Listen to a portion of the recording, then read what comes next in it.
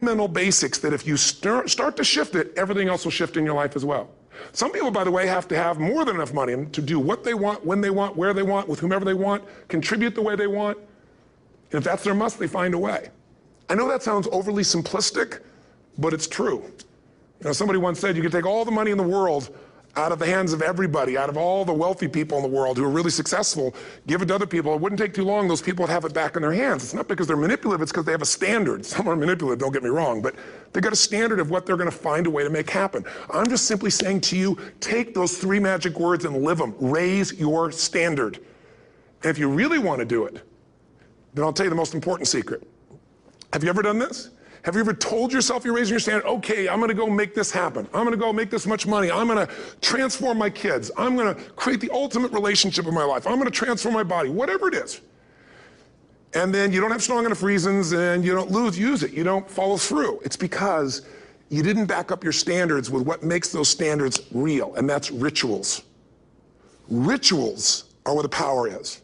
Whenever we do our Robbins Results Coaching, and we say Robbins equals results, the way we get results with people, it's the same way if you listen to my Ultimate Edge program, or back in the old days, Personal Power, or if you went to one of my seminars. You know what I do is I take these huge challenges you got and we break them down into little bite-sized steps.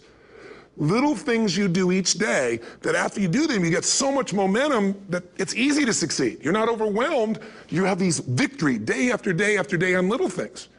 If you went through Ultimate Edge, I'm sure you learned about the hour of power, or the 15 minutes to be able to be fulfilled, or 30 minutes to thrive, where you literally just condition your body and emotion with a couple little rituals. So it doesn't matter what's going on in your world. You feel that strength, and it's not fake. It's not some pump up. It's coming from inside you, and it works. Rituals define us. See, all the results in your life are coming from your rituals. They start with a standard and then have rituals that follow it up. Like, for example, if you are where you want to be physically, you have very different rituals than if you're not where you want to be physically. If you're overweight, you and I both know you got a different ritual than if you're physically fit. Completely different. You get up in the morning, what's the first thing you do if you're fit? Your shoes are there, you roll over, doesn't matter how you feel, you put on your shoes, you lace them, you start walking, or whatever that ritual is. If you're overweight, you roll over and you have a very different ritual. You might roll over several times to turn the alarm clock off. You go in and get your mocha, smocha, whatever, special coffee. You stop by at Starbucks, whatever the case may be. You have your nice sugar muffin. It's supposed to be really nice for you. Whatever you do, it's a different ritual.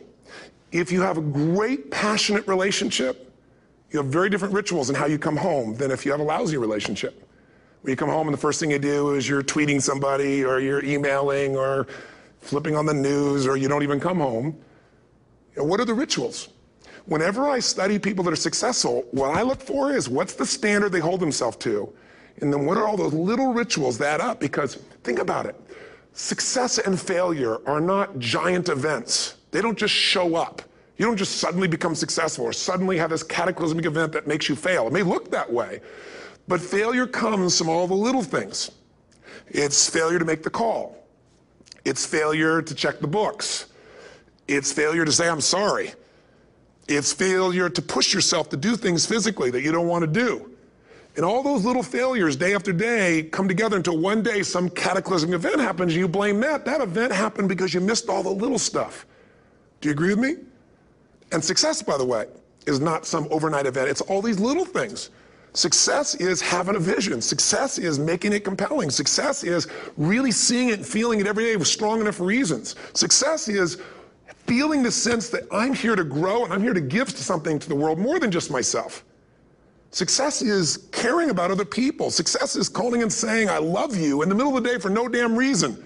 Or sending a note. That'll change your relationship. Have a ritual of something funny, playful, or a surprise you do. How many relationships are dead today because they have no surprise rituals anymore? You need to have some rituals, some cool things you do that nobody else does that gives you a better life than anybody else has. All the little stuff, that's where success comes from. In business, it comes from delivering more than anybody could imagine. All those little things add up. People go, wow, that's who I want to do business with. It's true in any area of your life. So if you look at somebody who's really successful and you think, wow, they're so amazing, they're such a genius, you got to dig underneath and you got to remember something. People are rewarded in public for what they've practiced for years in private. Myself and my business people say, how do you get up and speak? And you have no notes, and you go for 3 days and nights, and the room is like, everybody's wired, and it's incredible. It's like a rock concert. How do you do that? How do you have that confidence? Oh, and it's not confidence, it's experience now. But I did so much behind the scenes, and I still do, to make things right. I mean, how many people would know that since the time I was 17 years old, before I walk out on stage, still do to this day, wouldn't need to do it, but I still do it, I never walk out there without being in an absolute peak state of mind. There are days my back is hurting, my throat was hurting, or I may have had a challenge, or my father passed away, and I've still got to deliver for these people because my standard is give my all every time. Every event has to be better. Talk to anybody who's been to our events for 5, 10 years, some of our trainers, and I'll say, I don't know how he does it. He always finds a way to make it better. That's not an ego thing. That's a standard in me. I have to find the way. And my ritual, though, is I prepare, I think, I gather new information, I figure out how to put something across better. What do people need? I spend time with our customers. I see what's going on. And before I get on stage each time, I have this little ritual to put myself in a state of mind. And I did it starting like 17 years old. I started doing it. I'd say, I now command my subconscious mind. And I say this out loud several times, this little phrase, set of phrases, as an incantation to kind of condition my mind and body. And I'd say, I now command my subconscious mind to direct me in helping as many people as possible today by giving me the strength and the emotion and the humor and the brevity, whatever it takes to show this person and help this person change their life now.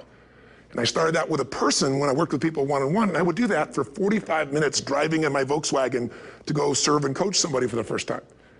Now I don't say that person, I say these people, and I can go out in a room of 10,000 people and deliver for 50 hours, and I do it every time I come back on stage. It's a ritual to go into peak state. Peak states don't just show up, they don't interrupt you. Great ideas don't interrupt you, you gotta pursue them. I talked to Michael Jordan, I'll never forget, at the peak of his career, and got to watch his final game, saw him backstage and spent some time with him, and it was a pretty exciting time. He was the greatest basketball player I think that ever lived and has ever lived.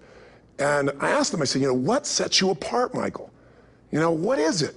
And is it God-given talent, ability, skill? What is it? And he said, Tony, he said, I can shoot you straight. It's not, me trying to act humble. He goes, I have a lot of talent, a lot of God-given talent, a lot of skill. I've worked really hard. But he said, really, it's my standards. He said, every day I demand more from myself than anybody else could humanly expect. I'm not competing with somebody else. I'm competing with what I'm capable of.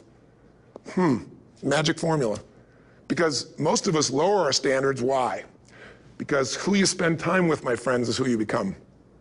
One of the biggest reasons I started going to seminars when I was like 17 is I had nobody around me as a great role model. I could read about somebody, but being around people, being in that environment was very different. Finding a way to go to work with someone who lived that standard of life was very different. You get around people with low standards and you compete with it. You don't need to compete with it. It's like, okay. Remember Jerry Springer? I don't know if he's still in the air, but I remember he used to get people on the show, and I thought, where would he find these people? And why would people watch? I'll tell you why they watch. They watch these people and go, my life's still pretty darn good compared to that person. Look at them. You don't have to change your life. All you have to do is find somebody with a lower standard, and you'll feel good about yourself. But if you feel that good feeling, it's an illusion.